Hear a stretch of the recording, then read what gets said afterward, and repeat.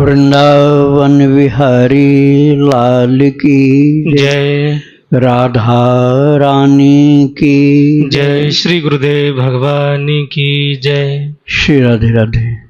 भक्ति प्रश्नोत्तरी कार्यक्रम प्रारंभ किया जा रहा है। आइए हम भक्ति संबंधित प्रश्नों को श्रवण करें। श्री राधे राधे गुरु जी, आपके श्री चरणों में कोटि कोटि दंडवत प्रणाम। सहारनपुर से हैं। इनका प्रश्न है, कृपया मानसिक पूजा विधान समझाने की कृपा करें। राधे राधे। देखो, पूजा कई प्रकार की होती है।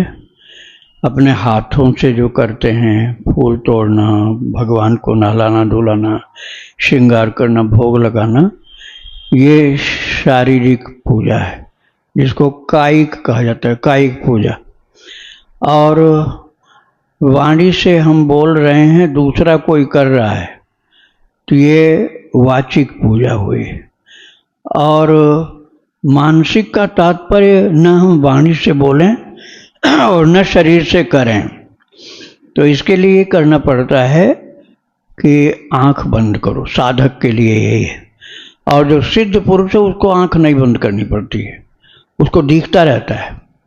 सिद्ध पुरुष को दिखलाई पड़ता रहता है सब कुछ, जो और लोगों को नहीं दिखता वो उनको दिखता है। तो उनको बिना आंख बंद के मानसिक पूजा चालू रहती है। और जो साधक हैं उनको नेत्र बंद करना पड़ता है जिससे बाहर की चीज न दिखे। तो बाहर की चीज नेत्र बंद होते ही बंद हो गया दिखना। अब आप अपने भाव राज्य में प्रवेश करो। भगवान के साथ कोई एक संबंध बनाए होगे तो आप प्रवेश कर जाओगे। कन्हैया को जिस भाव से आपने अपना माना होगा, बेटा माना या आपने प्रियतम माना या आपने सखा माना, जो आपको अच्छा लगता हो, तो बस उसी भाव से आप उनको याद करो कि पधारो प्रभु, अब मैं आपकी सेवा करना चाहता हूँ। तो आप अपने ध्यानाभ्यास में यदि उनको रोजाना लाते होंगे तो मन के द्वारा निर्मित या दृष्टि के द्वारा देखे हुए ठाकुर जी का स्वरूप आपके मन के चिंतन में आ जाएगा। अब उनको आप अपनी रुचि, प्रीति और ऋतु के अनुसार, जैसे आपने गंगा जल से या उष्ण जल से स्नान कराया और फिर उसके बाद वस्त्र पहनाया, इसके बाद फिर उनका श्रृंगार करके, तिलक आदि करके, पुष्पमाला पहना करके कुछ भोग लगाया। भोग लगाने के बाद आरती उतारे। इसके बाद वो प्रसाद मन से ही हो रहा, भले ठाकुर जी सामने हो चाहे न हो। ठाकुर जी आप सुला देंगे तब भी हो जाएगा। मान लीजिए आपके पास ठाकुर जी हैं तो उनको केवल मानसिक सेवा से काम नहीं चलेगा, उनको प्रत्यक्ष भोजन खिलाना पड़ेगा। और ठाकुर जी आपके पास नहीं है तो मानसिक सेवा पर्याप्त है। और हैं आपके पास तो भगवान को सुला दिया, अब आप पर्दा के अंदर तो जा नहीं सकते, तब भी आप मानसिक पूजा बाहर से कर सकते हो कि ठाकुर जी सो रहे हैं और आप उनका चरण दाबिए। मंदिर के अंदर नहीं घुसना होगा, केवल मानसिक होगा। और यदि आपके पास ठाकुर जी का स्वरूप नहीं है तब तो पूरी छूट है। अब कोई भगवान की सेवा के लिए शरीर से कुछ करना ही नहीं, मानसिक पूजा सेवा करिए। खूब भोग लगाए, खूब भक्तों को बांटे, आंख बंद किए। हनुमान जी आए हैं, उनको प्रसाद दिया, पूरी राम जी की सेना आ गई, अयोध्या दरबार आ गया, या वृंदावन के सब सखा आ गए, गोपियाँ आ गई, सबको खूब खिला रहे। आंख खोलो नहीं, ठीक है। बाद में परिष्कार करके चरण रज उनकी लगाओ जो आए थे, और प्रसादी उनकी ग्रहण करो। और फिर कीर्तन हो, कीर्तन में भी खूब आनंद लो, झूमो, और फिर वहीं पर लौट जाओ। शरीर से भी लौट जाओ और मानसिक भी। इस प्रकार से भाव के राज्य में ये होता है। और यदि ठाकुर जी आपके पास श्री विग्रह रूप में हैं तो उनकी प्रत्यक्ष सेवा भी जरूरी है। उनको मानसिक भोजन से पेट नहीं भरेगा। जैसे आपका शरीर है, अब आपको मानसिक भोजन कोई करावे, कहो तो महाराज हमने आंख बंद करके खिला दिया, अब जाओ घर अपने, तो कहेगा हमको बुलाया फिर क्यों, पहले से कर लेते हैं सब। तो ऐसे जब भगवान अपने यहाँ आए हुए श्री विग्रह के रूप में तो उनको खिलाना पड़ेगा। भोजन बनाकर और श्री विग्रह नहीं है तो मानसिक सेवा करो। राधे राधे। इनका दूसरा प्रश्न है, गया के समकक्ष अन्य किसी क्षेत्र में किया गया पिंडदान महत्व रखता है और किस समय किया जाना सर्वोत्तम है? देखो, इन सबका महत्व है।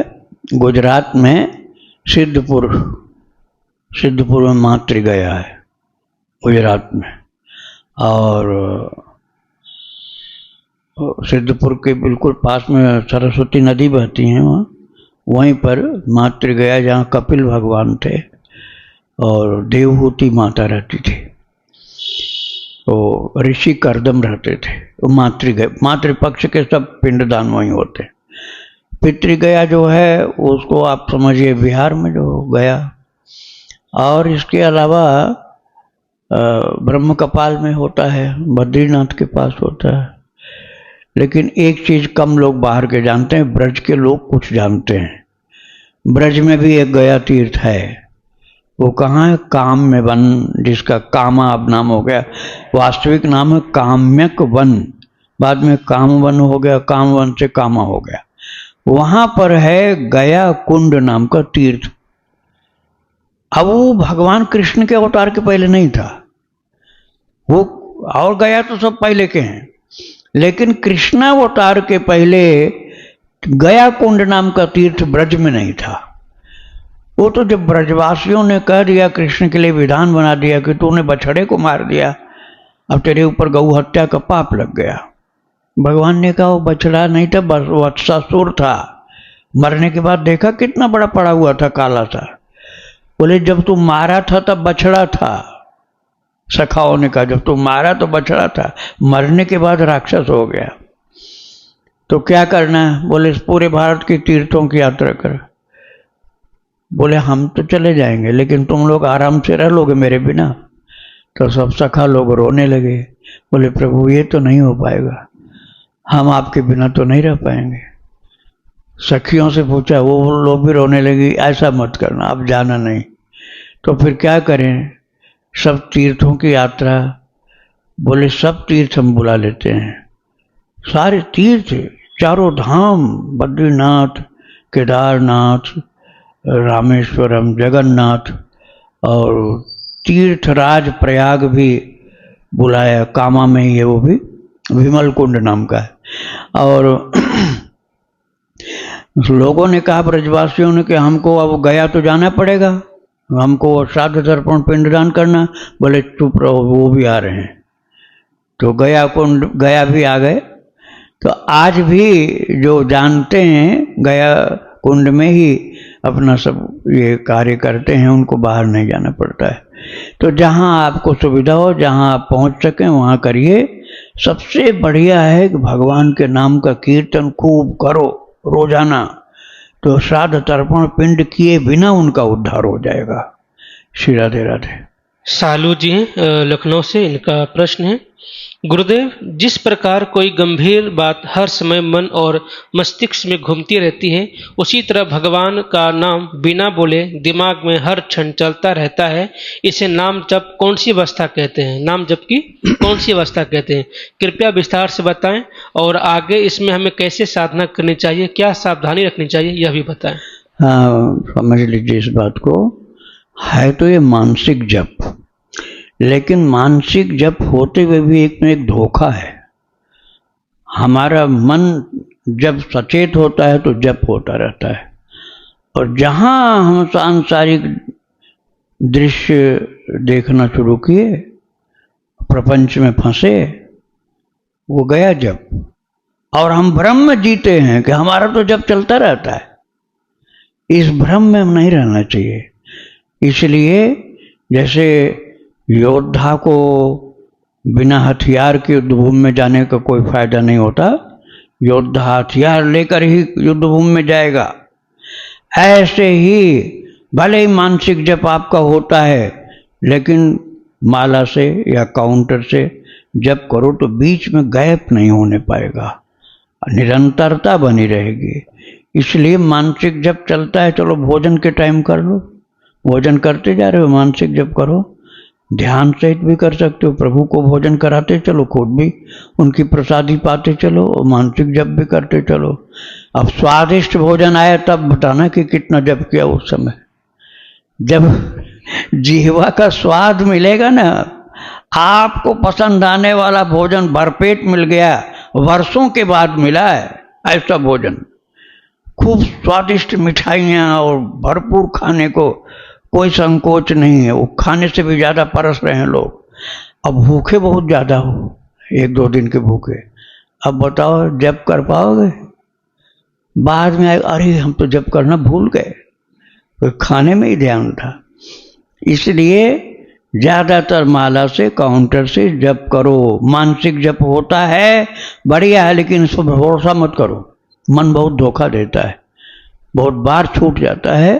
जब हम और कहीं रस लेने लग जाते हैं, मन धोखा दे देता है। बाद में याद कर पाओगे कि हाँ नहीं, उस समय नहीं हो रहा था, उस समय मैं भूल गया था। गुस्सा करोगे तब, किसी ने तुमको चिढ़ा दिया, गाली दे दिया, नाराज होगा, अब उस समय मारने दौड़ोगे या गाली दोगे या फटकारोगे, भागोगे, तब जप होता है? नहीं जप होता है। ऐसे ही कभी कभी गड़बड़ हो जाता है, इसलिए माला या काउंटर रखना चाहिए। राधे राधे। इनका दूसरा प्रश्न है, गुरुदेव जब से इस प्रकार का नाम जप चलने लगा है तब से उपांशु जप में मन ही नहीं लगता, उपांशु जप में आनंद ही नहीं आता, इसलिए मैं मानसिक जप ही करती हूँ, क्या यह सही है? मानसिक जप करिए, बहुत अच्छी बात है, लेकिन हाथ में फिर भी माला रखिए। माला रखे हुए मानसिक जप करिए आप, नहीं तो ये मन बीच बीच में गैप करेगा और धोखा देगा। इसलिए काउंटर या माला रखते हुए भी मानसिक जाप आप कर सकते हैं। श्री राधे राधे। सपना जी, इनका प्रश्न है, मेरा बेटा 3 साल 3 महीने का है, क्या उसका मुंडन करवा सकते हैं? गुरुजी हम बिहार से हैं, राजपूत हैं। मुंडन तो आप जब चाहो करा सकते हो, कर्मकांड वाली बात हम बताएंगे नहीं, हम तो भक्ति की बात बताएंगे।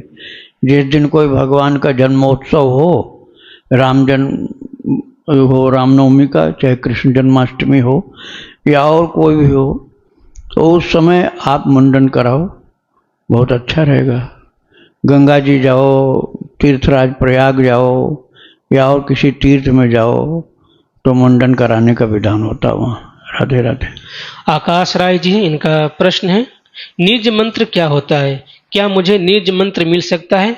मैंने सुना है कि जो गुरु करोड़ बार मंत्र या नाम जप है, वही मंत्र या नाम जप लेना चाहिए। कोई भी मंत्र हो, चाहे निज मंत्र हो, चाहे दीक्षा मंत्र हो या कैसा भी मंत्र हो, भगवान का नाम उसमें जरूर रहता है। भगवान के नाम के बिना कोई मंत्र बनता ही नहीं है। अब उसमें नमः, नमो, ओम और बीजाक्षर ये सब मिलाए जुलाए जाते हैं, घटपड़ होता है, लेकिन प्रभु का नाम जरूर रहता है।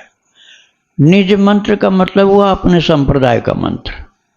आप जिस संप्रदाय में हो, उस संप्रदाय के अनुसार जो मंत्र है वही निज मंत्र है। श्री राधे राधे। प्रश्न गुरुजी मैं बहुत ही इमोशनली डिस्टर्ब होती रहती हूँ, पति पत्नी का आपस में तनाव बना रहता है, रिटायर्ड हो चुकी हूँ फिर भी आपस में कोई तालमेल नहीं है। आपकी प्रेरणा से युगल नाम लेखन कर चुकी हूँ, अब सिंगल नाम लेखन भी चल रहा है। वर्ष 2005 के आसपास गुरु अवधेशानंद गिरि जी से सामूहिक रूप से दोनों दीक्षित हैं। प्रश्नोत्तरी सुनना, भक्तमाल सुनना, ठाकुर जी को वात्सल्य भाव से सेवा कर और भगवान अपने आप दान पुण्य सब ठाकुर जी करवा देते हैं। तेरा तुझको अर्पण वाले भाव से प्रभु करवा देते हैं। तीर्थ यात्रा सभी कुछ है जीवन में, फिर भी आपस में कुछ तो गड़बड़ है, कृपया मार्गदर्शन करें। देखो भाई, जितना सांसारिक संबंध बढ़ाओगे उतना ही ज़्यादा भक्ति कमज़ोर होती है।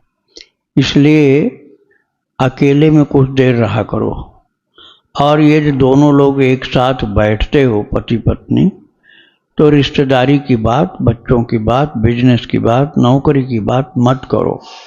दोनों लोग बारी बारी कीर्तन करो।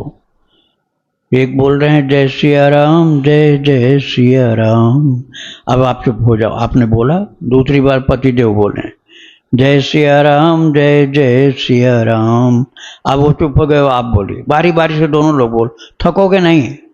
और दोनों लगातार बोलोगे तो थक जाओगे थोड़ी देर में, फिर कहोगे अब नहीं हो पाएगा, अब आराम करो। इससे अच्छा दोनों में से एक श्रोता एक वक्ता, ऐसे एक बार आप बोलिए, एक बार दूसरे वाले पर नाम कीर्तन करो, पाप कटेंगे, समय बर्बाद नहीं जाएगा, प्रभु के नाम में मस्त रहोगे, भक्ति होगी। और फालतू चर्चाएं, हम तब वो किए थे, तब वो किए थे, और क्या फायदा होगा उससे? जब किए थे उस समय जो नहीं करना था वो भी कर डाले, अब आज उसके गीत गाना रोना, उससे कुछ मिलना नहीं। तो व्यर्थ की बकवास छोड़ दो और दोनों लोग केवल हरि नाम एक दूसरे के सम्मुख बोलो। और जब थक जाओ, नहीं बोल पाते हो, तो भक्त चरितावली चला लो, भक्ति आश्रम चैनल निकाल लो यूट्यूब में, और भक्तों का चरित्र सुनो, संतों का चरित्र सुनो। चाहे सोते समय ही सुन लो, आधा सुन पाओगे, बाद में सो जाओगे, इतना ही तो होगा। लेकिन जगते जगते जितना सुन लोगे वो ज़्यादा बढ़िया है। आप सुनते सुनते सो गए तो कोई नुकसान नहीं, आप शांति से सो भी जाओगे, झगड़ा झंझट से मुक्त रहोगे। राधे राधे। इनका दूसरा प्रश्न है, गुरुजी इधर विजय मंत्र भी 4 महीने से रेगुलर कर रही हूँ, अभी टूटा है जब से पति की ओपन हार्ट सर्जरी हुई है। नहीं, तोड़ना नहीं चाहिए। आपको यदि बोलने में श्रम ज़्यादा होता है तो धीमी आवाज में बोलो।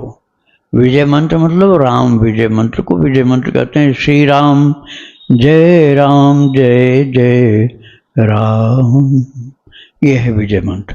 अब आप जोर से नहीं बोल सकते हो, मान लो कमजोरी है, बुढ़ापा है, बीमारी है, तो आप धीमे धीमे आवाज में बोल लो, धीमे धीमे आवाज में बोल लो, लेकिन एकदम उसका त्याग मत करो। वो प्रभु का नाम है, बड़ी शक्ति है उसमें, थोड़ा जरूर करना चाहिए।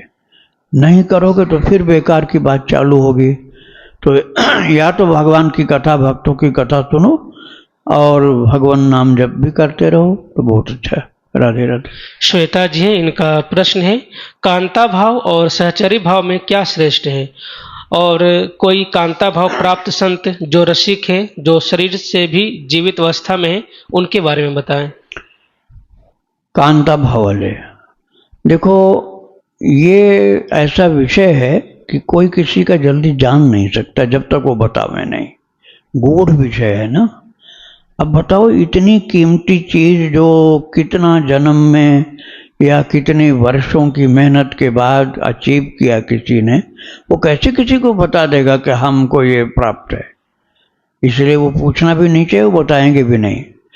आप अपने तक सीमित रखिए, फिर उसके बाद दूसरों को ढूंढिए।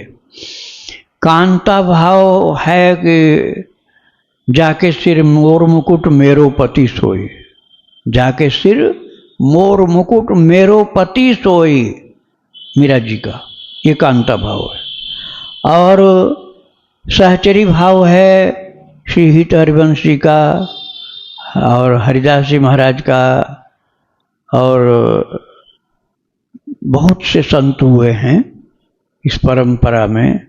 और आप वहाँ जाएंगे अयोध्या जी में तो वहाँ भी बहुत से संत हुए हैं, लक्ष्मण शरण आदि। और खाकी बाबा का चरित्र मैं सुनाया हूँ 30 भाग में, वो सहचरी भाव के संत थे। और इससे ऊंचा होता है राधा भाव, लेकिन उसमें सबका प्रवेश नहीं होता है।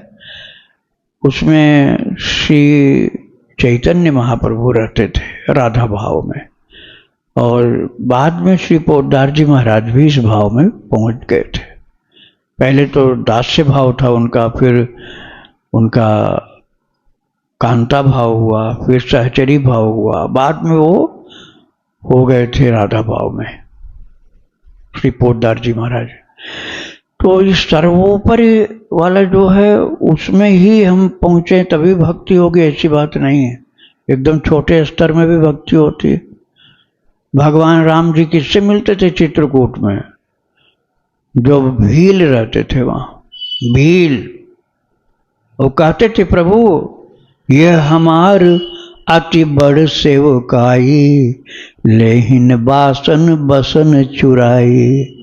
प्रभु आपकी चोरी नहीं करते, यही हमारी भक्ति है। और तो कितने रास्ता चलने वालों की हम चोरी कर ले जाते, हम आपका वस्त्र बर्तन ये सब चुराते नहीं, इतनी भक्ति है बस। और कोई प्रेम नहीं। लेकिन सीधे बहुत थे वो लोग। राम जी का दर्शन करना उनको बहुत प्रिय था। तो भगवान वचन किरातन के सुनत जिम पितु बालक बहन, ऐसा लिखा हुआ है। किरात माने बकरी चराने वाला, भेड़ बकरी चराने वाले जो होते हैं उनको किरात बोलते थे। अब गडरिया बोलते हैं, कहीं और कुछ बोलते हैं। तो वो जो जंगल में रहने वाले, उनके वचन किरातन के सुनत जिम पितु बालक बहन, जैसे पिता अपने छोटे बच्चे की बात सुनता है, ऐसे भगवान उन किरातों की बात सुनते थे। अब वो बड़े खुश होकर, जब बड़े बड़े देवता लोग आते थे, ऋषि मुनि सिद्ध लोग, तो वो चुप बैठ जाते थे कि अभी हमारा बोलना ठीक नहीं, अभी हम लोगों का बोलना अच्छा नहीं रहेगा। सब चुप बैठे हैं। और जहाँ मुनि लोग गए, देवता लोग गए, सब चरणों में आकर बैठ जाते थे घेर कर राम जी को, और कहते थे वन वेहड़ गिरि खंदर खोहा, वन वेहड़ गिरि कंदर खोहा, सब हमार प्रभु पग पग जोहा, तह तह तुम्हें अहेर खिलाऊ, सर निर्जर जल ठाऊं दिखाऊ। प्रभु हमारा सब देखा हुआ है, आप जाओगे तो भटक जाओगे, झाड़ियों के बीच में, जंगलों में, गुफाओं में चलना पड़ता है, रास्ता कहीं नहीं, रोड नहीं कहीं, हमारा सब देखा हुआ, पग पग जोहा, एक एक कदम हमारा देखा हुआ, हम आपको सब दिखाएंगे, घुमाएंगे। और उन्हीं के बीच में भगवान 12 वर्ष रह गए चित्रकूट में, और बहुत आनंदित, यहाँ तक कि याद करते थे चित्रकूट की बातों को। भरत जी महाराज लेने आए तब भी नहीं गए। तो कौन भाव था उनका? न सहचरी भाव था, न कांता भाव था, न राधा भाव था, वो सब दास से भाव के थे, सब दास से भाव के थे कि हम दास हैं, आप हमारे मालिक हैं, हम आपके चरणों के किंकर हैं। इसमें कोई कमी नहीं है। हनुमान जी दास से भाव के नहीं है क्या?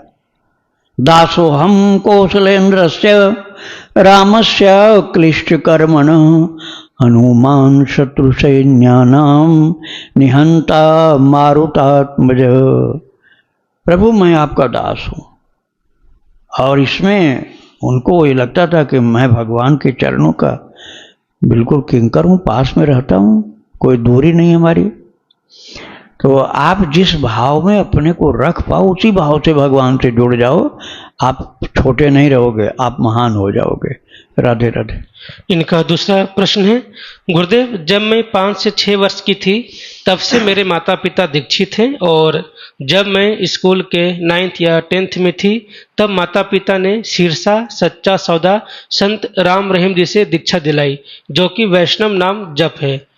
उनके पहले विराजमान गुरु जी की कई चमत्कार उन्होंने अनुभव किए, पर मेरा आस्था दृढ़ न होने के कारण वचनों पर खान पान का उल्लंघन किया। पर वृंदावन धाम और रसिक संतों की कृपा से फिर से सात्विक जीवन जीना शुरू किया है।